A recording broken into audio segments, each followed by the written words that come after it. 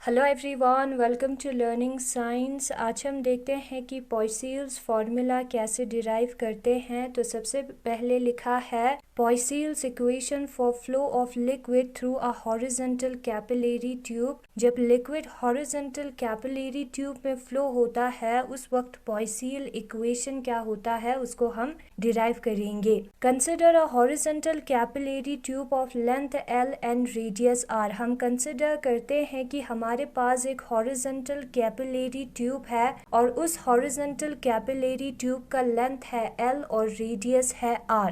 Late a liquid be flowing through the tube under a constant pressure difference P across it two ends. और liquid जो है इस tube से flow हो रहा है, उसके दो एंड्स के अक्रॉस जो प्रेशर डिफरेंस है विच इज कांस्टेंट वो हमारा है P, उसको हम P से डिनोट करेंगे। We can make the following assumptions. हमें अज्यूम करना है ये सारी चीजें। Number first, the flow of liquid is steady and streamline. जो लिक्विड का फ्लो है वो स्टेडी और स्ट्रीमलाइन है। स्ट्रीमलाइन फ्लो के बारे में हमने पहले पढ़ा था। With the streamlines all parallel to the axis of the tube, जिसमें जो स्ट्रीम लाइन्स है, जो पाथ है लिक्विड के पार्टिकल्स के फ्लो करने का जो डायरेक्शन है वो ट्यूब के एक्सिस से पैरेलल है सारे के सारे। The liquid layer in contact with the sides of the tube remain stationery. और लिक्विड लेयर जो कि ट्यूब के साइड्स के साथ कॉन्टेक्ट में है वो स्टेशनरी है। The liquid yields to just a small shearing stress. लिक्विड जो है एक छोटा सा शेयरिंग स्ट्रेस यील्ड करता है।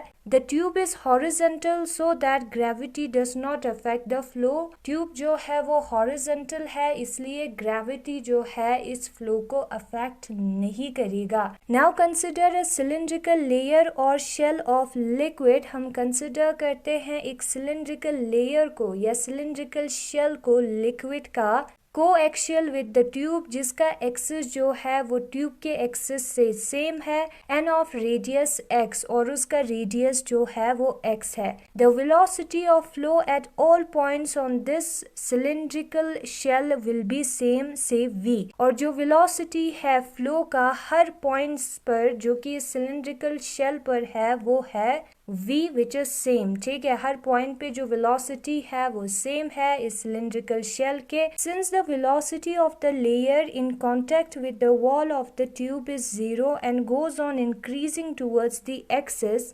ये जो सिलेंडर है उधर तो वेलोसिटी सेम है लेकिन उस लेयर का वेलोसिटी जो कि ट्यूब के साथ कांटेक्ट में है वो है 0, और जब हम ट्यूब से दूर जाएंगे एक्सिस की तरफ तो वेलोसिटी इंक्रीज होता जाएगा।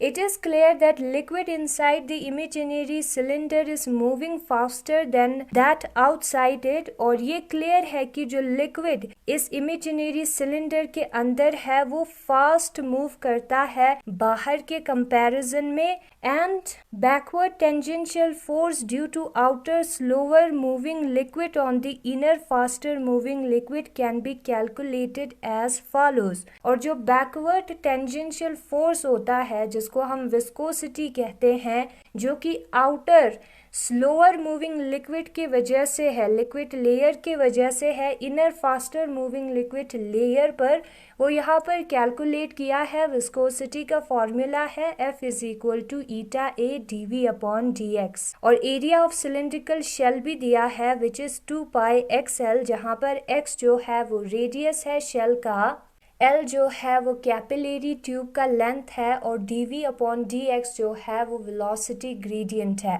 F is equal to eta 2 pi XL dV upon dx के बराबर होता है। F में हमने एरिया का फॉर्मूला पुट किया है तो F जो है हमारा बराबर आएगा ईटा 2 pi XL dV upon dx के।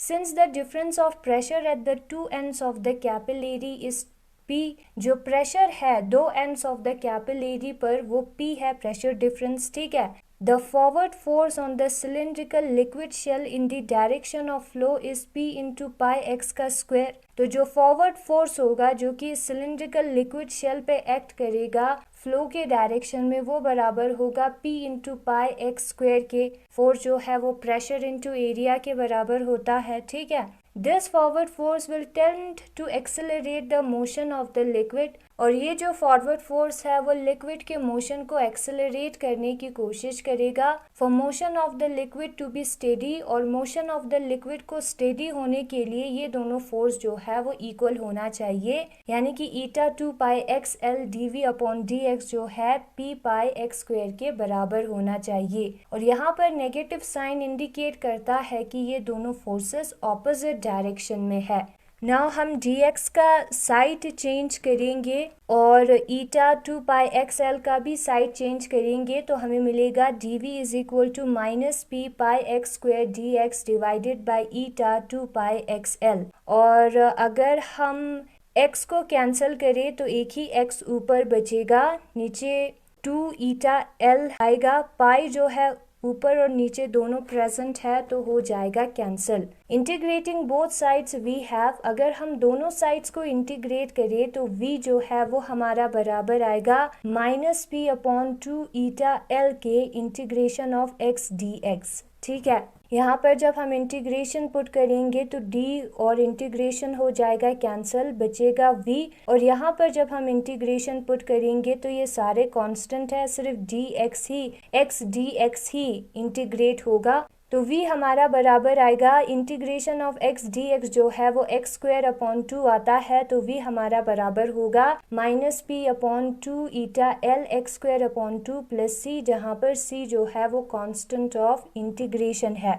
2 2 जा होता है 4 minus p x square upon 4 eta L plus c हमारा v है। Now v is equal to 0 when x is equal to r, because the layer in contact with the sides of the tube is stationary. x is equal to r means वो layer जो कि tube के contact में है उस वक्त जो है वेलोसिटी 0 होता है, तो जब x r होगा तब v 0 होगा। उसी कंडीशन को हम पुट करेंगे ऊपर वाले इक्वेशन में, तो 0 जो है वो minus P r square upon 4 eta L plus c आएगा, और c जो है वो हमारा P r square upon 4 eta L आएगा। तो c का वैल्यू हम पुट करेंगे इस वाले इक्वेशन में, तो v जो है वो हमारा बराबर होगा minus p x square upon 4 eta L plus p r square divided by 4 eta L. p upon 4 eta L दोनों टर्म्स में प्रेजेंट है तो कॉमन निकालेंगे, ब्रैकेट के अंदर बचेगा r square minus x square. This is the velocity of flow of the liquid at a distance x from the axis of the tube, और ये जो है वेलोसिटी है लिक्विड के फ्लो का जो कि डिस्टेंस x पर प्रेजेंट है ट्यूब से। And the velocity distribution curve of the advancing liquid in the tube is a parabola, और जो वेलोसिटी डिस्ट्रीब्यूशन कर्व जब हम ड्रॉ करेंगे उस लिक्विड का जो कि ट्यूब के अंदर है तो हमें मिलता है एक पैराबोला जो कि यहाँ पर फिगर में दिखाया है। It is clear that velocity is increasing from 0 at the wall. इससे हमें ये पता चलता है कि वेलोसिटी जो है वो 0 है वॉल पे और इंक्रीज हो रहा है of the tube to maximum along its axis. उसके एक्सिस पर ये जो वेलोसिटी है वो मैक्सिमम हो रहा है और वॉल्स पर जो है वो 0 है। इससे हमें ये पता चलता है। Now consider another coaxial cylindrical shell of radius x plus dx enveloping the first. Now हम दूसरा एक coaxial means जिसका एक्सिस सेम हो सिलेंड्रिकल शेल कंसिडर करते हैं जिसका रेडियस है x प्लस dx और पहले शेल को ये एनवलप कर रहा है। Then the cross sectional area between the two shells is given by, तो जो क्रॉस सेक्शनल एरिया होगा इन दो शेल्स के बीच में वो कितना होगा 2 पाई x dx के बराबर होगा। And since the velocity of the liquid there is v, जो वेलोसिटी है लिक्विड का उधर v है, the volume of the liquid flowing through the cross sectional area in 1 second is, तो जो वॉल्यूम होगा लिक्विड का जो कि इससे पास हो रहा है क्रॉस हो रहा है 1 सेकेंड में वो बराबर होगा 2 पाई x dx डॉट v के। तो यहाँ पर एरिया हमारा है 2 पाई x dx, वेलोसिटी में डिस्टेंस अपॉन टाइम आता है, तो यहाँ पर जब हम डिस्टेंस इनटू ये जो एरिया करेंगे तो हमें वॉल्यूम अपॉन टाइम मिलेगा, वही यहाँ पर हमें निकालना था वॉल्यूम इन 1 सेकेंड। ठीक है, volume of liquid flowing through this cross-sectional area in 1 second. Assuming the whole of the capillary tube to consist of such like coaxial cylindrical shells. Now हम consider करेंगे इस capillary tube के अंदर जितने भी coaxial cylinders present है उन सारों को।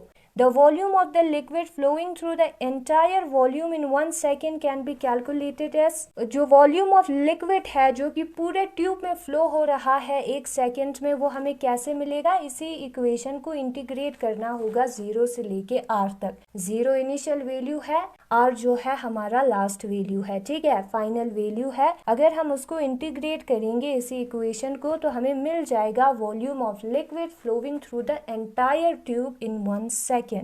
dv को जब हम इंटीग्रेट करेंगे तो बचेगा v, फिर उसके बाद इस टर्म को हमें इंटीग्रेट करना है 0 से लेके r तक। नाउ हमने जो वेलोसिटी है उसका वैल्यू पहले यहाँ पर निकाला था, उसी वैल्यू को पुट करेंगे, फिर बाकी सारे टर्म्स वही है। फिर उसके बाद हमें क्या करना है, नीचे 4 है ऊपर 2 है, हो जाएगा कैंसिल, सिर्फ 2 ही बचेगा। तो जो पाई p 2 ईटा l है उसको हमें बाहर निकालना है क्योंकि वो कांस्टेंट है, उसका वैल्यू चेंज नहीं होगा। इंटीग्रेट करना है 0 से लेके r तक x r स्क्वायर और x क्यूब को, इस x को और ये जो ब्रैकेट वाला टर्म है उसको हमें इंटीग्रेट करना है। इंटू करने के बाद वही यहाँ पर किया है, ठीक है। तो एक्स आर स्क्वायर का आर स्क्वायर को हमें वैसे ही रखना है 0 से लेके r तक। x का इंटीग्रेशन होता है x square upon 2, r square वैसे ही रहेगा, और x क्यूब का इंटीग्रेशन होता है एक्स 4 अपॉन 4। फिर इनिशियल और फाइनल वैल्यू हम लिखेंगे, एंड जब हम इनिशियल और फाइनल वैल्यू को पुट करते हैं तो बचता है r power 4 upon 2 minus r power 4 upon 4। Now जब हम r पावर 4 अपॉन 2 में से r पावर 4 अपॉन 4 को माइनस करेंगे तो क्या मिलेगा, 4r power 4 minus 2r power 4 कितना होता है, 2r पावर 4 डिवाइडेड बाय 4 2 ज़ा 8, ऊपर 2 है नीचे 8 है, r पावर 4 डिवाइडेड बाय 4 बचेगा। यहाँ पर 2 पहले से प्रेजेंट है, 4 2 ज़ा होगा 8 ईटा l पाई p r पावर 4। तो ईटा हमारा बराबर आया पाई p r power 4 divided by 8 VL। Volume और ईटा को हमने एक्सचेंज किया है, ठीक है, ईटा को निकाला है। So if we know the P R V and L, अगर हमें इन 4 वैल्यूज के बारे में पता है, the coefficient of viscosity of the liquid eta can be determine, तो हम जो कोफिशिएंट ऑफ विस्कोसिटी है लिक्विड का उसको डिटरमाइन कर सकते हैं using all other non parameters. बाकी जो नॉन पैरामीटर्स है उसको यूज करके कोफिशिएंट ऑफ विस्कोसिटी को हम निकाल सकते हैं, इन वैल्यूज को यूज करके, इन सब को पता करके। तो यही है आज का टॉपिक, और अगर आपको ये वीडियो पसंद आया तो इस वीडियो को लाइक करें, लर्निंग साइंस को सब्सक्राइब करें। Thank you so much for watching.